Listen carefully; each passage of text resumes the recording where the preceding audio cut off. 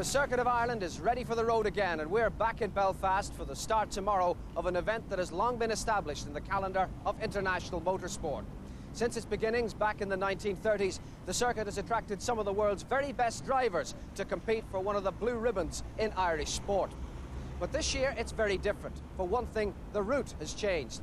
Instead of being a Circuit of Ireland, it's a run straight down to Waterford to finish on Sunday, a sprint rather than a marathon. And for another, the cars are different. Last year, it was won by a Welshman, David Llewellyn, driving the kind of Metro you're unlikely to find in any kind of showroom anywhere.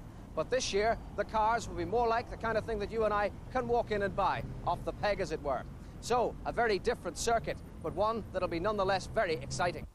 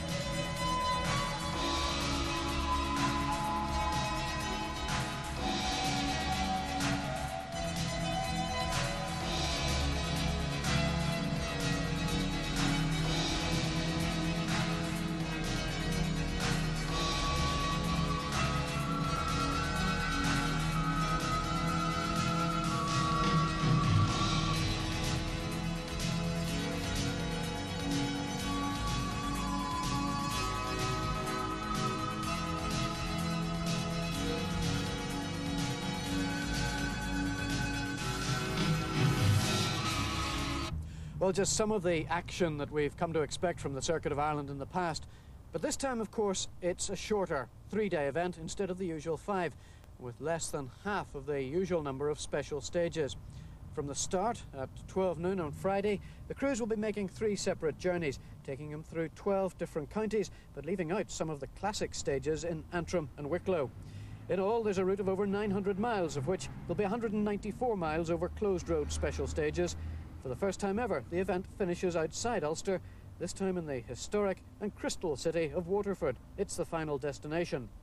Day 1, Good Friday, sees the event set off from Belfast to tackle 7 special stages, which include number 7, the Boyd's Quarry Sprint near Mollusk.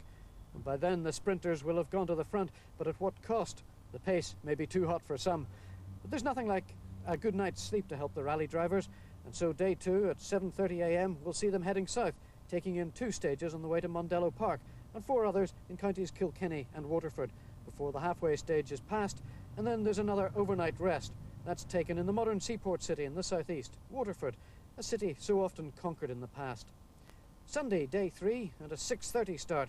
It's by far the toughest day, with over 80 stage miles and stages in the Knockmealdown and Comora Mountains, which will test even the strongest. But even the sprinters are bound to tire over those final few miles. The competitors will reach their destination, Waterford City, and the winner will be crowned at 6 o'clock on that 3rd and final evening. And already the first citizen of Waterford is getting ready to greet the competitors and their followers.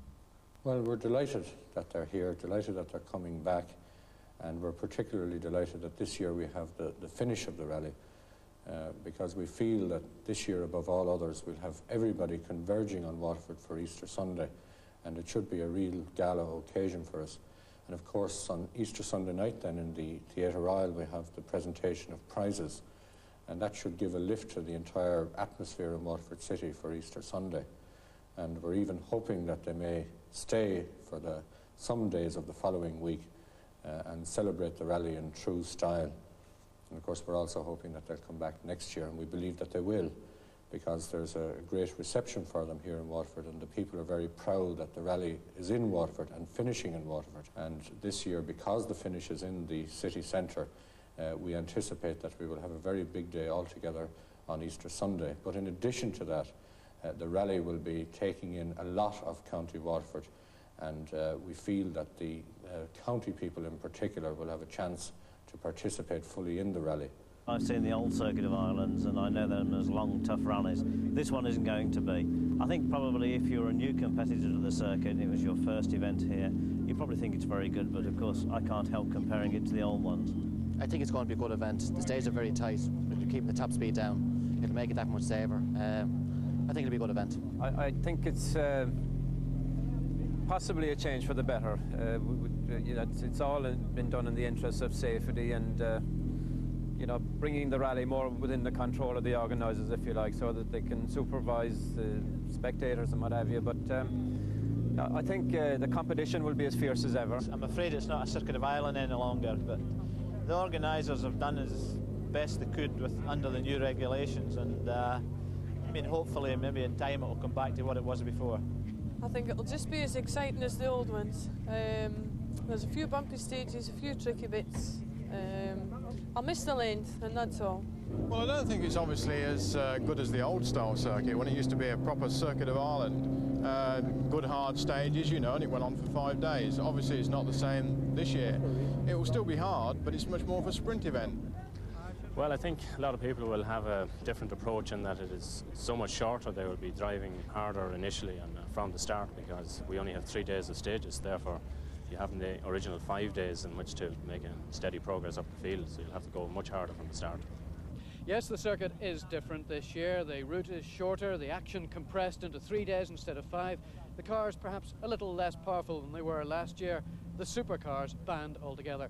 But there are reasons behind all these changes, and to find out what exactly those reasons are, let's talk now to Mike Broad, who co-drives for 3-times winner Russell Brooks. Well, generally they're in the word of safety. I would actually question that myself. I think the reaction of the FISA changed the regulations so quickly that I don't think actually we've come out with a very good compromise. I think it's very, very disappointing to come out with 190 miles of what is supposed to be a Circuit of Ireland rally, and in fact a straight line. It's gone of the days now. I think it's very disappointing perhaps that the youngsters, the young drivers now, are never going to see the classic stages of Ireland. And obviously we're all a little bit sad that those will never come back again. Let's just run over the new regulations. What exactly are they? What are the changes since last year? Well, basically the stages can't be over 20 miles in distance. You can't have a total mileage of more than 190 miles for the whole event. And consequently, the organisers have had to find roads which are narrower, twistier, keep the speeds down. And I really think that, in essence, they've done a reasonable job because they've had to do it so quickly. But there are roads that we have seen and we have done before that they could have actually included on this event, but they haven't. And especially in the north here, there's 1 or 2 sections that I question, that they put farm tracks in with green strips down the middle, where I don't think that's real Circuit of Ireland stuff. And there are twistier roads and nicer roads that we could drive on and still keep the speeds down. So in the essence, it's in the word of safety. The old 5-day format always allowed drivers to work their way into the rally, to take it easy at the start. That's not going to happen this year, is it? No, I think you're going to get the decimation of the field exactly the same as you would on a 5-day event, but for a different reason. I don't think anybody can afford to sit back and wait. On the old 5-day events, you could actually plan an attack. You could sit and wait for the first day and see who the good guys were, and then you could plan an attack later on. This time you can't. You've got to go from the word go. So reliability of the car and the driver technique has got to come into it. And I think you're going to find a lot of cars retiring, especially as the vehicles we're seeing today are Group A cars, and virtually all of them are new. And every factory team, including ourselves, are struggling for parts. So it depends where you break apart. If you're lucky, it's before a service area. If it's not, then you're in trouble. So I think you'll find it'll be a very hard rally indeed.